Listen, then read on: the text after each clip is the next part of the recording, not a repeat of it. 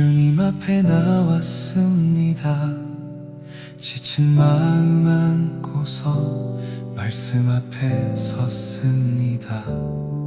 치유하시는 하나님, 오늘 우리 찾아오사 메마른 내 영혼에 생명의 새 흐르게 하소서.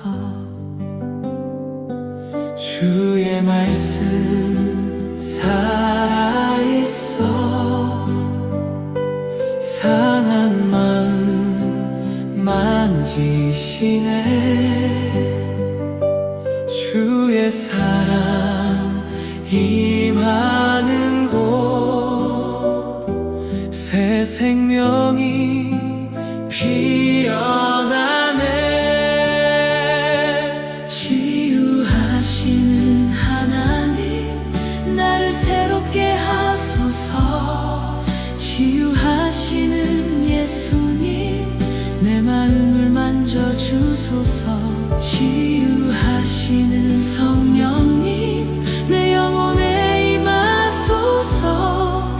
향기로운 수요일에 새 생명을 주소서.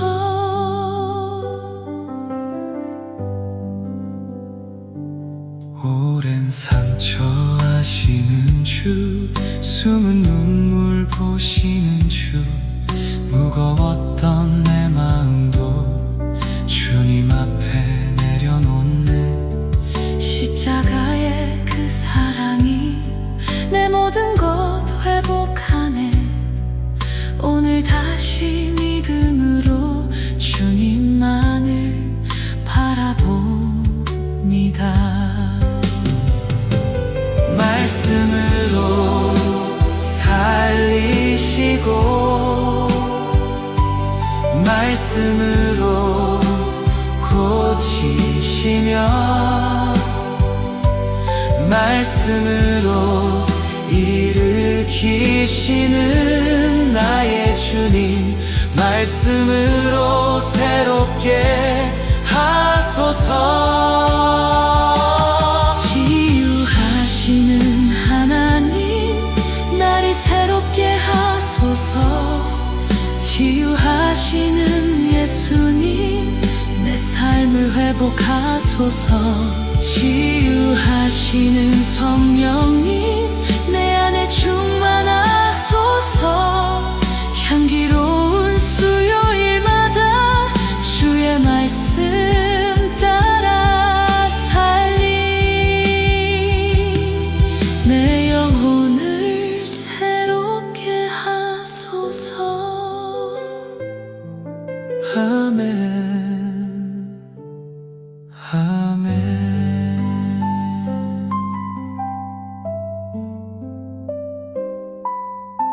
아멘. 44번부터 45번의 말씀, 하나님의 영이 내리신 목적이 무엇입니까? 시작. 이사야 61장 1절부터 2절 말씀. 주 여호와의 영이 내게 내리셨으니 이는 여호와께서 내게 기름을 부으사 가난한 자에게 아름다운 소식을 전하게 하려 하심이라. 나를 보내사 마음이 상한 자를 고치며 포로된 자에게 자유를, 갇힌 자에게 노임을 선포하며 하나님의 여호와의 은혜의 해와 우리 하나님의 보복의 날을 선포하여 모든 슬픈 자들을 위로하되. 이사야 61장 1절부터 2절 말씀. 아멘, 아멘.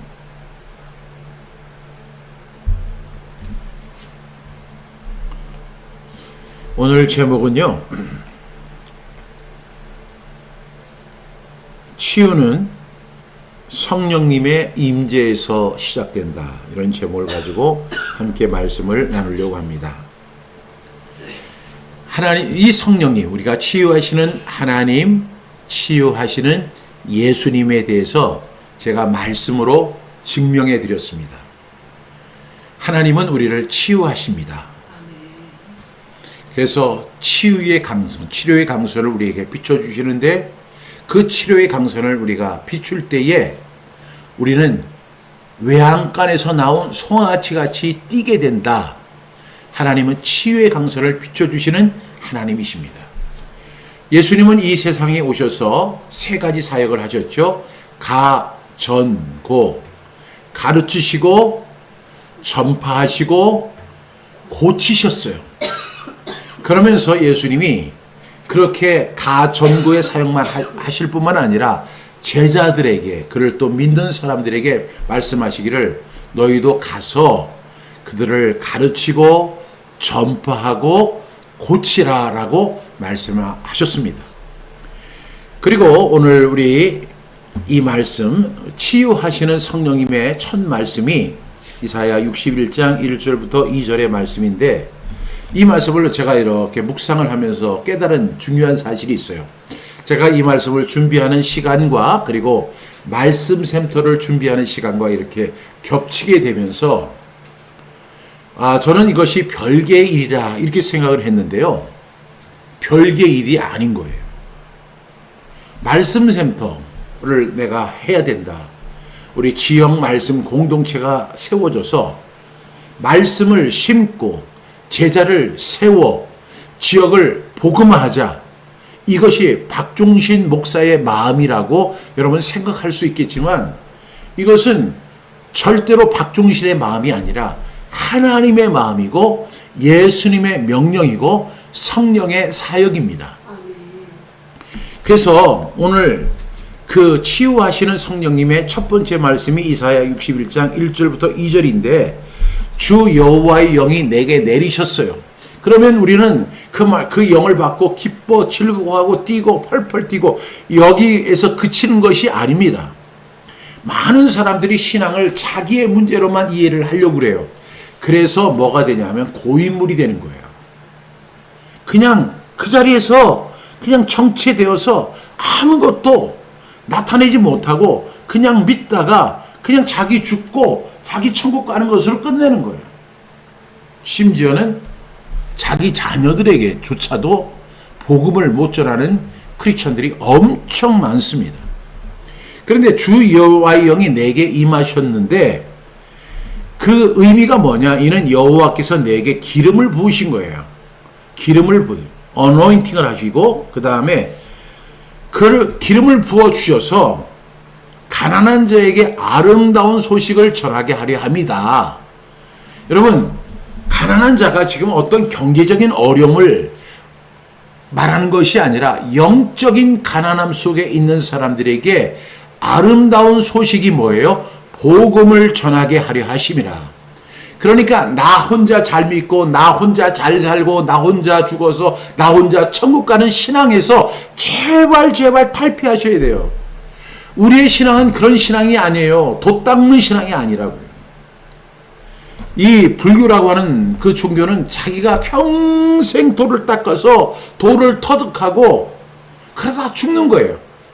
그러나 오늘 말씀해 보니까 주 여호와의 영이 내게 내리셨다는 거예요. 뭐예요? 성령이 내게 오신 거예요. 우리가 예수 그리스도를 나의 구주와 주님으로 영접한 이후에 일어난 최고의 사건이 뭐냐? 아니, 최대의 사건이 뭐냐? 그것은 성령님이 내 안에 오신 거예요. 예수님이 이 세상에 오셨을 때 성령님이 그분과 함께 하셨어요. 그래서 그분에게 기름을 부어주시고 가난한 자에게 복음을 전하시고 마음이 상한 자를 고치고 포로된 자에게 자유를 주고 갇힌 자에게 노임을 선포하는 그 역사가 예수님을 통해서 일어났던 것처럼, 그 동일한 성령이 저와 여러분에게 임할 때에 우리는 하나님께서 우리에게 기름을 부어주시고 어노인팅 하시고, 그래서 가난한 자에게 복음을 전하게 하시고, 그리고 마음이 상한 자를 고치게 하시고 포로된 자에게 자유를 선포하게 하시고 갇힌 자에게 노임을 선포하는 그 일을 저와 여러분에게도 주신 줄로 믿습니다. 이것이 바로 오늘 본문이에요. 그래서 제가 말씀 샘터를 이렇게 준비하면서 그렇다. 나 혼자 열심히 성경 암송해가지고 100절 암송하고 500절 암송하고 1000절 암송하고 2000절 암송해가지고 그래서 so what? 뭐 할 건데. 근데요, 참 재밌는 것이 성경 암송하는 사람만 그걸 모르는 것 같아요. 성경 암송 안 하는 사람들은 성경 암송하는 사람을 향해서 이렇게 바라보면서 저 사람 성경 암송 많이 해. 근데 그 다음에 so what이 없다는 거예요. 근데 그게 다야. 아니 세상에 어떤 예를 들어서 제가 어디 가서 일을 갖다가 8시간을 일을 하기로 해서 일을 했으면 일하고 나서 그냥 오는 거예요? 아니죠. 거기서 정당한 사례를 받고 와야 되는 거 아니에요. 제가 집회를 가가지고 5시간 동안 강의를 했으면 그 5시간에 준하는 강사비를 받고 오는 거예요. 아, 목사님이 돈을 되게 밝히는구나. 돈을 안 밝히는 것이 이상한 거죠. 그런데 보세요. 우리가 어떤 것에 대해서 투자를 하면 그 투자한 것에 대해서 투자를 100을 했으면 100만 얻으려고 하는 사람 이 세상에 없어요. 투자를 100을 하면 1000을 얻으려고 하고 2000을 얻으려고 하고 3000을 얻으려고 하는 거예요. 성경 암송을 하는 거는 무엇입니까? 하나의 투자거든요. 근데 투자를 해놓고 나서 아예 나는 뭐 그냥 암송했으니까 만족해. 내가 그것을 하니까 참 은혜가 됐어. 참 그걸 하니까 마음에 평안이 왔어. 아니 그러려고 성경 암송하느냐 그거예요. 물론 우리는 성경 암송을 하는 크게 두 가지 이유가 있는데 하나는 나의 마음판에 하나님의 말씀을 새기는 거예요. 그리고 또 하나가 뭐냐면 그 말씀을 그렇게 마음에 새겼으면 그 다음에 어떤 결과를 만들어내는 것이 외적인 이유인 거예요. 여러분 투자를 했으면 꼭 그 열매를 거두는 저와 여러분 될 수 있기를 바랍니다. 성령에도 열매가 있어요. 많은 사람들이 성령 충만한 것으로 끝난 사람들이 되게 많아요. 나 성령 충만했어. So what? 뭐예요? 그러면 사랑과 희락과 화평과 오래 참음과 자비와 양성과 충성과 온유와 절제는 다 어디 간 거냐고요. 성령의 열매가 있어야죠. 성령 충만했으면 성령의 열매가 나타나야 하는 것이죠. 여러분 하나님은 저와 여러분을 보내시는 겁니다. 오늘 첫 번째 말씀이 주 여호와의 영이 내게 내리셨으니 이렇게 말씀합니다. 치유보다 먼저 성령님의 임재를 설명하는 것이죠. 예수님의 공생애도 성령의 기름 부으심으로 시작이 되었습니다. 치유도 마찬가지입니다. 말씀 샘서도 마찬가지입니다. 말씀 치유의 능력은 설교자의 능력이 아니라 성령님의 임재에서 시작되는 것입니다. 우리가 진정으로 변화되는 이유는 말을 잘 들어서가 아니라 성령께서 우리의 마음을 성령님께서 말씀을 우리 마음판에 새겨 주시기 때문입니다. 그러면 우리가 어떻게 돼요? 주 여호와의 영이 내게 내리셨으니 이는 여호와께서 내게 기름을 부어 주신 것인데 그 첫 번째 이유는 마음이 가난한 자를 고치며 가난한 자에게 아름다운 소식을 전하는 것이 바로 축복입니다. 여러분 저와 여러분들이 그 일을 감당할 수 있기를 주님의 이름으로 축복합니다. 말씀 샘터 꼭 하셔야 돼요. 제가 이제 여러분들에게 그 나쁜 의미로 가스라이팅을 하는 게 아니라 좋은 의미로 성경적인 입장에서 가스라이팅을 할 거예요. 그래서 여러분은 이 이야기를 안 들었으면 몰라도 들은 이상 말씀 센터를 꼭 하셔야 됩니다. 지역에 말씀 센터를 세워서 말씀을 심고 제자를 세워 그 지역을 복음화하는 저와 여러분이 다 되기를 주님의 이름으로 축복합니다. 주님은 우리에게 복음을 전하라고 말씀을 하십니다. 아름다운 소식을 전하게 하려 하십니다. 여러분 사람은요 몸보다 마음이 무너질 때가 많습니다. 배신 당해 보셨어요? 그 배신으로 상한 마음 실패해 보셨습니까? 실패로부터 상한 마음. 또한 가족에게 아픔을 당하신 적 없어요? 가족에게 세상에서 가장 친근하고 가장 가깝고 하나님이 이렇게 묶어주신 그 가족 안에서, 가정 안에서 상처당해 보신 적 없나요? 여러분, 모든 사람은요, 가장 가까운 사람에게 상처를 받아요. 제가 어렸을 때 가장 상처를 많이 받은 사람이 저희 부친이셨어요. 우리 아버지는 어떤 분이시냐면, 밖에 나가면 사람들이 와, 너무 훌륭하시고 너무 착하시고, 그리고 뭐 있는 거 그냥 주머니에 있는 거 다 나눠주시는 분이에요. 근데 집에 들어오시면 우리 아버지는 완전히 180도가 달라지셨어요. 어머니에게 폭언을 하고 폭행을 하고 자녀들에게 심한 말을 하고 책망을 하고, 제가 지금까지 이렇게 살아오면서 우리 아버지에게 너는 할 수 있어, 너는 내가 사랑한다, 이런 얘기를 한 번도 못 들어봤어요. 그래서 저는 결심했어요. 내가 만약에 자녀를 낳게 되면 내 자녀가 태어날 때 제일 먼저 내가 이 얘기를 해야 되겠다. 나는 너를 사랑한다. 그리고 계속 그 얘기를 해줄 거야.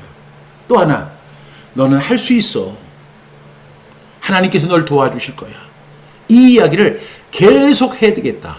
그래서 제가 우리 자녀들에게 계속 그렇게 얘기를 했어요. 어렸을 때부터. 저는 딸을 낳지 못했지만 그 아들, 무뚝뚝한 아들에게 아빠가 사랑해 그러면 네, 이렇게 반응을 해요.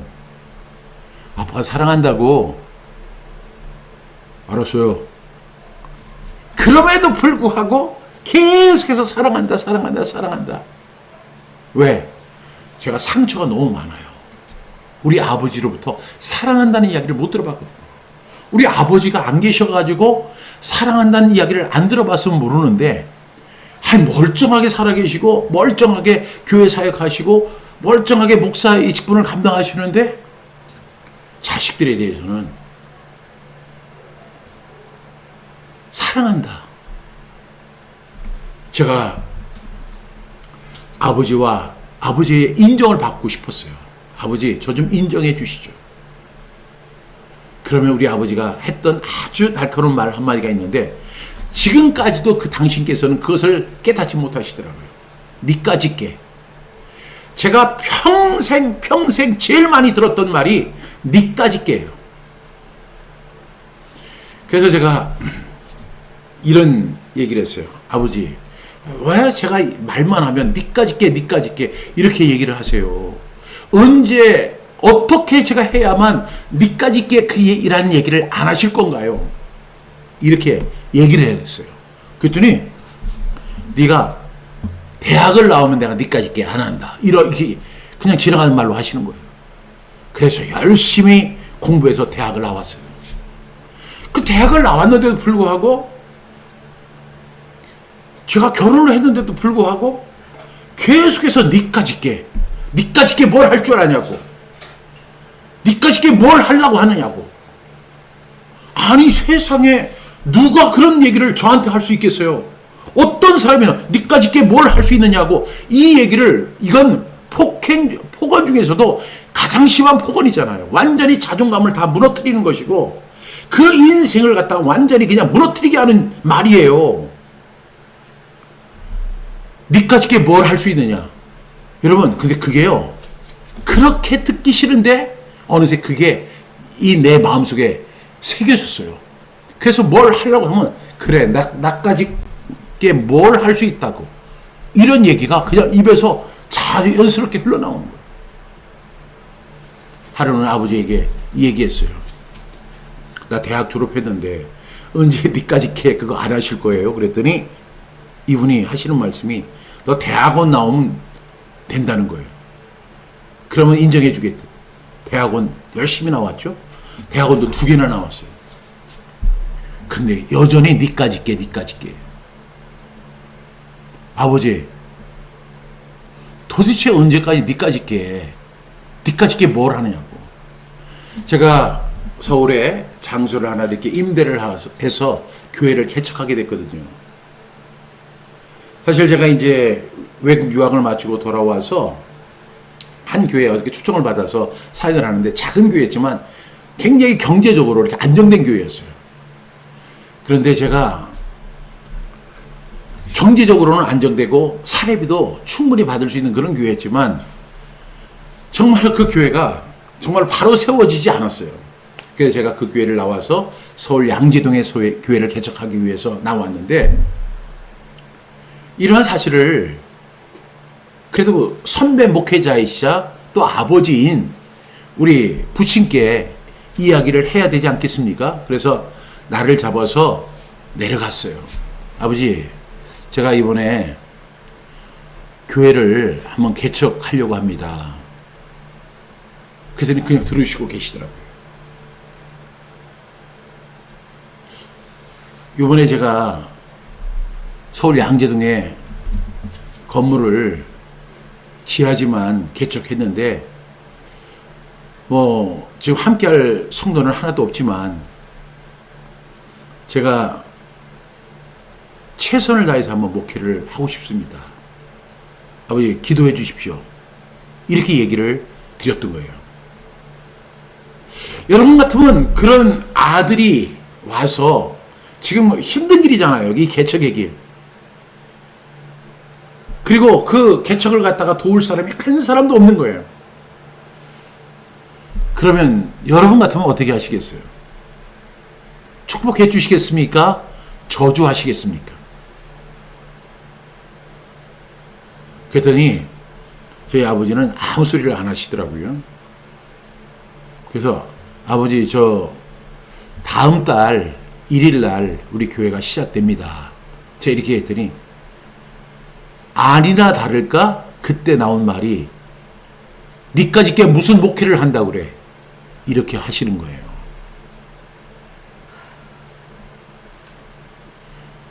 너무너무 화가 나가지고요. 제 마음속에는 두 번 다시 우리 아버지를 보고 싶지 않았어요. 왜 그럴까? 그때부터 아버지를 연구하기 시작했어요. 상의 안 하면 상의 안 한다고. 상의하면 상의한 대로. 어떤 일을 새롭게 시작하고 또 어떤 길을 선택해야 할 입장에서 인생의 선배이시고 또 부친이고 이런 분에게 상의를 드리고 상담을 드릴 때에 여러분은 어떻게 하시겠습니까? 돈을 달라는 것도 아니고요. 뭐 어떤 지원을 해달라는 것이 아니었습니다. 그런데 니까짓게 무슨 목회를 하냐고. 제가요 운전을 하면서 올라오는 내내 울었어요. 하나님, 이게 하나님의 마음인가요? 우리 아버지를 통해서 들려오는 저 이야기가 과연 하나님의 마음인가요? 하나님도 저한테 니까짓게 무슨 목회를 해? 니 자신을 보라고, 니 능력을 보라고, 니 실력을 보라고, 니까짓게 무슨 목회를 하고, 니가 무슨 자격으로 강단에 서서 이야기를 할 거야. 이렇게 주님이 말씀하신다면 저 기꺼이 내려놓겠습니다.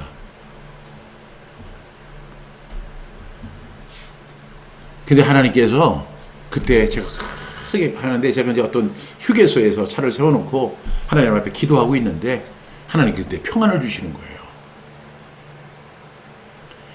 여러분, 이런 가족으로부터 상한 마음, 말 한마디로 깊이 찢어진 마음, 이런 상처는요 시간이 지나도 잘 낫지 않습니다. 아니 아물지 않습니다. 잠시 아무런 것 같은데 그와 유사한 상황이 이렇게 나타나면 그때요 다시 발작하는 그런 일이 일어납니다. 여러분, 그런데 그때 성령님이 그 누구도 만질 수 없는 내 마음 깊은 곳에 들어오셔서 친히 싸매시고 친히 위로하시더라고요. 그때 제가 불렀던 찬양이 주 안에 있는 나에게 난 근심이 있으라. 주 안에 있는 나에게, 주 안에 있는 나. 여러분, 하나님은 우리를 회복하시고 치유하시는 분입니다. 또한 여기 말씀해 보니까 포로된 자에게 자유를 이렇게 말씀합니다. 여러분, 포로라고 하니까 전쟁 포로만 생각하는 경향이 있잖아요. 포로는 몸만 묶인 사람이 아닙니다. 오늘도 많은 사람들이 보이지 않는 그 감옥에 갇혀 있습니다. 그 감옥 중에는 이런 감옥이 있죠. 두려움의 감옥, 죄책감의 감옥, 중독의 감옥, 우울의 감옥, 용서하지 못하는 것의 감옥.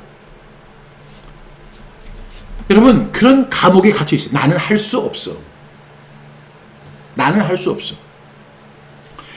저는요, 우리 부친으로부터 너는 할 수 없는 놈이야. 너 같은 놈이 니까짓 게,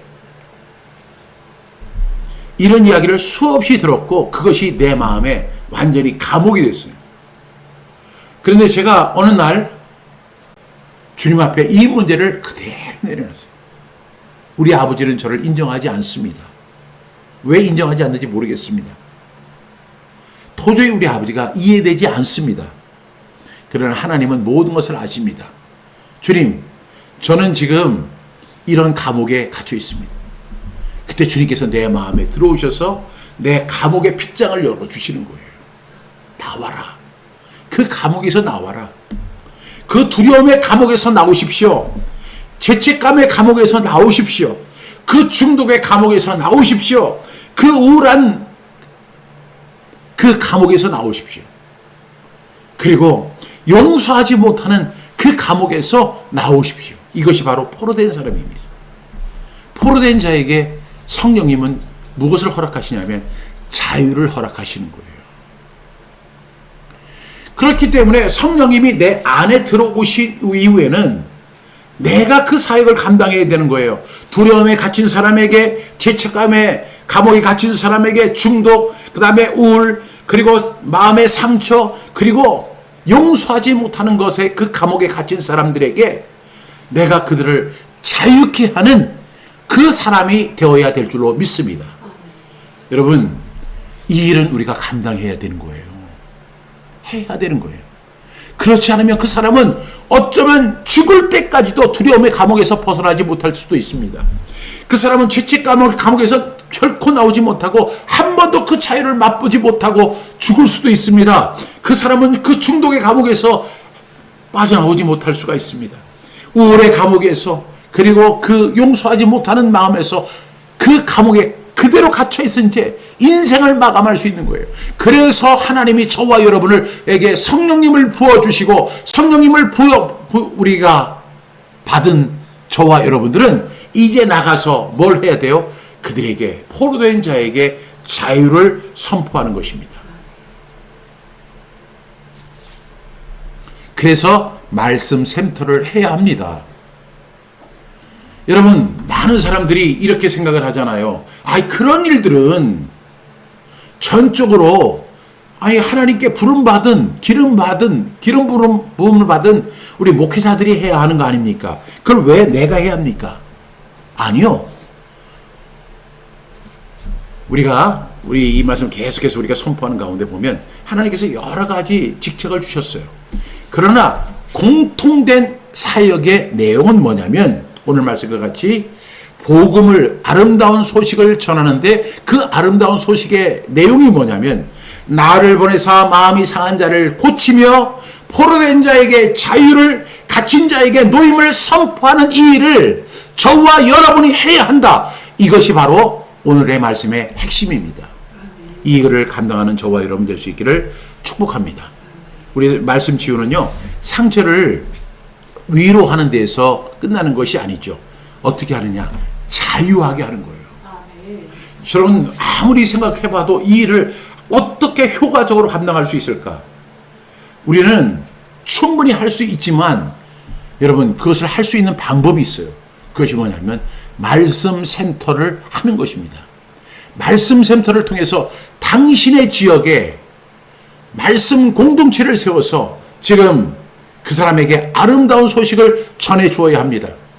마음이 상한 자를 고쳐주시고 포로된 자에게 자유를 주시고 그리고 갇힌 자에게 노임을 선포해 주셔야 합니다. 누가요? 저와 여러분이 다 그 일을 하셔야 되는 거예요. 저는 오늘 말씀 센터를 강조하기 위해서 이 말씀을 선택한 것이 아닙니다. 우리 연속으로 지금 계속 나가는 거 아시죠? 우리 하브르타 말씀 치유 이 말씀 계속 시리즈로 쭉 나가고 있어요. 처음에 우리는 치유하시는 하나님, 이어서 치유하시는 예수님이 지난주로 끝나고 오늘 치유하시는 성령님의 첫 시간입니다. 저는 어떤 목적을 위해서 말씀을 인용한 것이 아닙니다. 그런데 분명한 사실은 제가 이렇게 임의로 정하지 않았는데 오늘 우리에게 주신 말씀은 내게 기름을 부었다는 거예요. 성령의 그 성령이 우리 안에 들어오게 된 거죠. 그래서 우리는 가난한 자에게 복음을 전해야 하는 이 사명, 아름다운 소식을 전해야 되는데 그 내용이 뭐냐? 다 내적인 문제들이에요. 마음이 상한 자. 여러분 마음 상해 보셨죠? 포로된 자. 그리고 갇힌 자. 세 번째로 갇힌 자에게 노임을 선포한다 그랬어요. 그래서 노임은 묶인 사슬이 끊어지는 것을 의미합니다.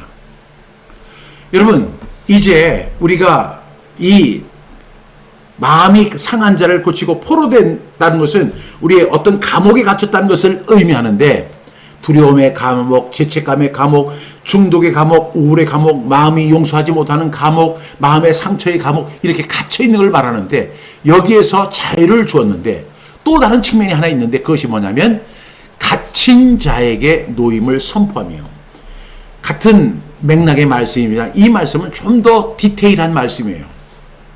여기서 노임이라는 것은 묶인 사슬이 있다는 것을 말합니다. 묶인 사슬이 끊어지는 것을 말하는 거예요. 여러분, 저와 여러분의 속에도 보이지 않는 사슬이 있습니다. 그것이 뭐냐면 반복되는 죄가 그렇습니다. 그리고 반복되는 실패가 그렇습니다. 반복되는 불평이 그렇습니다. 아, 그리스도 예수 안에 있는 자에게는 결코 정죄감이 없나니 하면서 자신 있게 하다가 또 어느 순간에 걱정이 찾아오고 염려가 찾아오고 절망이 찾아오면 다시 거기에 묶이는 거예요. 감사하지 않는 거. 그래, 항상 기뻐하라, 쉬지 말고 기도하라, 범사에 감사하라. 그 말씀에 은혜를 받고 오늘부터 감사해야지. 근데 그 다음날이 자리에 일어났는데 어려운 일이 생기는 거예요. 감사할 생각은 다시 묶여버리고 이제 하나님 왜 그러세요? 왜 그러세요?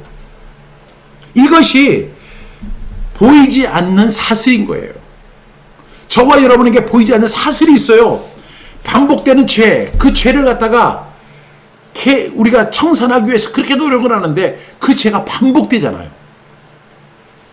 반복되는 실패, 그리고 반복되는 절망, 반복되는 분노, 이런 것들을 가만히 놓고 보면 우리의 의지로는 도저히 끊을 수 없는 사슬입니다.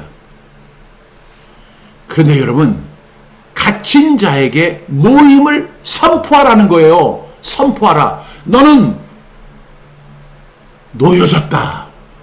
그 죄에서 놓여졌다. 실패에서 놓여졌다. 절망에서 놓여졌다. 불평에서 놓여진 사람이다. 분노에서 놓여진 사람이다. 우리의 의지로 끊을 수 없는 그 사슬을 선포하는 것입니다. 무엇으로? 하나님의 말씀으로 선포하는 거예요. 노임을 선포하라는 거예요. 당신은 자유하게 되었다. 성경이 꼭 그렇게 이야기하거든요. 그가 찔림은 우리의 허물 때문이요, 그가 상함은 우리의 죄악 때문이라. 그렇게 분명히 선포합니다. 그가 채찍에 맞음으로 우리는 나음을 받았도다. 이렇게 선포하잖아요. 이게 바로 선포인 거예요. 지금 우리는 그 보이지 않는 사슬에 묶여 있는데, 그래서 묶여 있는 줄 알았는데 아니다. 너는 이미 자유해야 됐다. You are free. 당신은 자유이다. 당신은 묶이지 않았다. 당신은 일어설 수 있다. 당신은 다시 일할 수 있다. 당신은 다시 걸어갈 수 있다. 이렇게 선포하라는 거예요. 무엇에 의해서? 말씀에 의해서. 그래서 이것이 바로 우리에게 주신 사명입니다. 그 다음에 여기서 끝나는 게 아니라 우리 말씀 샘에 대해서 또 더 해야 될 게 있어요. 그게 뭐냐면 여호와의 은혜의 해와 우리 하나님의 보복의 날을 선포하면서 모든 슬픈 자를 위로하는 것입니다. 여러분, 성령님은 우리에게 울지 말아라 이렇게 말씀하시지 않아요. 그냥 먼저 위로하시는 거예요. 여러분, 우리가 그 위로할 때, 우리가 편안하다 할 때 영어로 뭐냐면 comfortable이에요. comfortable. 근데 그 comfort라고 하는 게 뭐냐면 평안이에요. 평안. 그 평안. 주님은 우리에게 comfort를 주시는 거예요. comfort를 주시면서 야, 울지 마라 이게 아니라 너는 치유되었다. 너는 포로된 자에서 자유를 얻은 사람이야. 내가 네 상한 마음을 다 고쳐주었어 라고 주님은 말씀하십니다. 그리고 진정한 위로는요, 문제를 없애주는 것도 중요하지만 함께 울어주는 것입니다. 함께 울어주는 공동체, 그것이 뭘까요? 말씀 샘터입니다. 여러분, 우리말에도 이런 말이 있잖아요. 슬픔을 나누면 반이 되고 기쁨을 나누면 배가 된다는 거예요. 이게 하나님의 원리예요. 우리 말씀센터 공동체에서 내 아픔을 내려놓습니다. 그리고 거기 있는 사람들은 누구도 정죄하지 않습니다. 왜? 아름다운 소식을 전하는 사람들이기 때문에. 저와 여러분은 어떤 사람이라고요? 아름다운 소식을 전하는 사람이라고 성경이 말씀하시는 거예요. 성령 안에 있는 사람은 아름다운 소식을 전하는 것입니다. 그럼 아름다운 소식이 뭘까요? 마음이 상한 자를 고쳐주는 것, 포로된 자에게 자유를 주는 것, 그 다음에 갇힌 자에게 노임을 선포하는 것, 그리고 하나님의 은혜해. 이것이 어떻게 이루어졌니? 이건 하나님의 은혜입니다. 하나님의 은혜를, 은혜해와 우리 하나님의 보복의 날을 선포하며 모든 슬픈 자를 위로해 주는 것입니다. 이것이 바로 우리 말씀 샘터에서 일어나야 할 사명인 거예요. 저는 상처가 많았다고 제가 이렇게 고백하잖아요. 우리 아버지 외에 다른 분들에게는 제가 상처를 받았던 기억이 별로 없어요.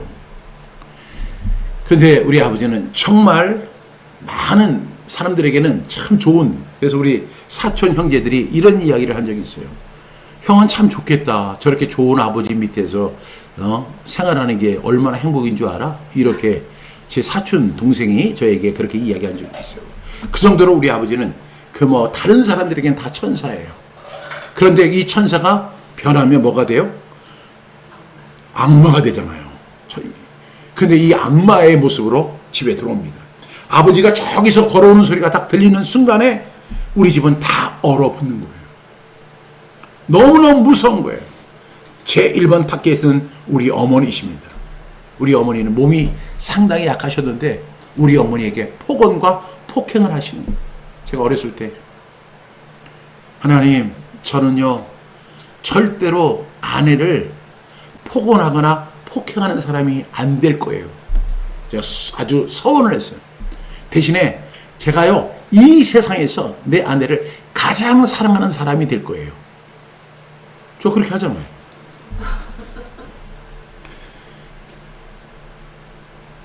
여러분, 오늘 이 말씀, 그런 상처가 있었지만 하나님이 나와 함께 해주셨어요. 하나님께서 나에게 그 마음이 상한 것을 고쳐주셨고, 제가 포로된 거에서 자유를 허락해 주셨고, 갇힌 자인 저에게 노임을 선포해 주셨어요. 그래서 제가 이제는 제가 그리고 나서 가장 은혜 받았던 말씀이 그 이후에 갈라디아서 2장 20절이었습니다. 내가 그리스도와 함께 십자가에 못 박혔나니 그런 적이 이제는 내가 사는 것이 아니요 오직 내 안에 그리스도께서 사시는 것이라. 이제 내가 육체 가운데 사는 것은 나를 사랑하사 나를 위하여 자기 몸을 버리신 하나님의 아들을 믿는 믿음 안에서 사는 것이라. 그때 하늘의 평화가 저에게 임했어요. 나는 죽고 내 안에 그리스도가 사시고 내 안에 성령님이 사십니다. 성령님이 내 안에 들어오셔서 내 상한 마음을 고쳐주시고 내 포로된 거, 내 갇힌 것을 다 해결해 주셨어요. 이제는 나 자신을 위해 사는 게 아니라 우리 주님을 위해 살고 이제 내가 도울 수 있는 최대의 사람을 위해서 살아가는 거. 그래서 제가 목회자로 서원하게 된 거예요.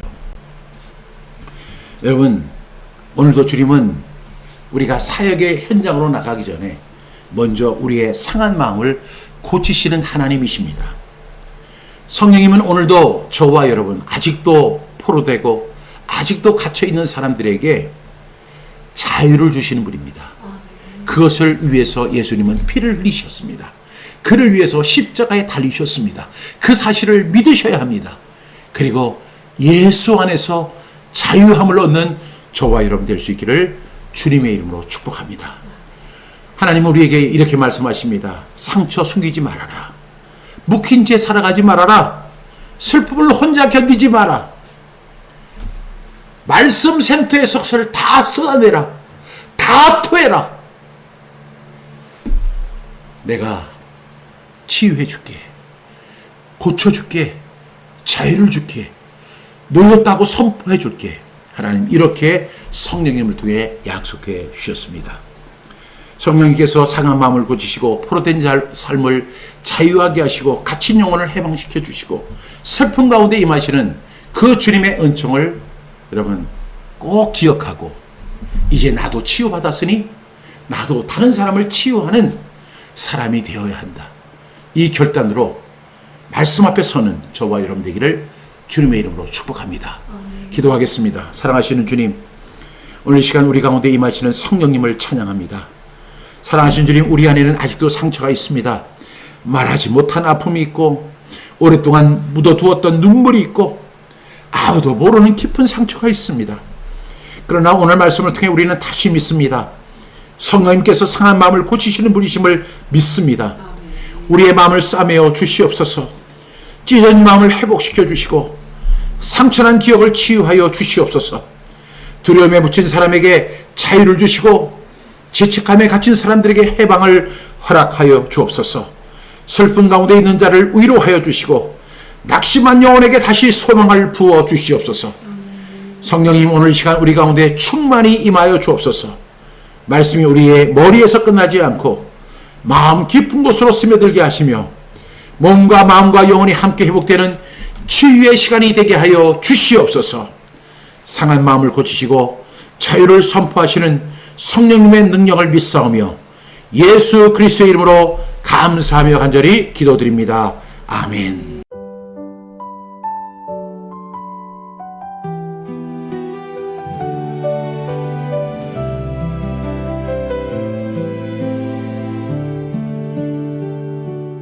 향기로운 수요일 주님 앞에 나왔습니다. 지친 마음 안고서 말씀 앞에 섰습니다. 치유하시는 하나님 오늘 우리 찾아오사 메마른 내 영혼에 생명의 새 흐르게 하소서. 주의 말씀 살아있어 상한 마음 만지시네. 주의 사랑 임하는 곳 새 생명이 피어나네. 치유하시는 하나님 나를 새롭게 하소서. 치유하시는 예수님 내 마음을 만져주소서. 치유하시는 성령님 내 영혼에 임하소서. 향기로운 수요일에 새 생명을 주소서.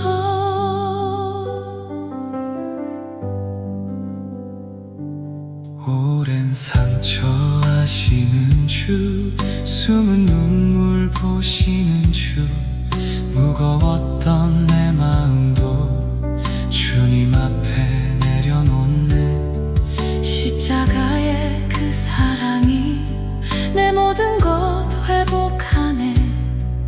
오늘 다시 믿음으로 주님만을 바라봅니다.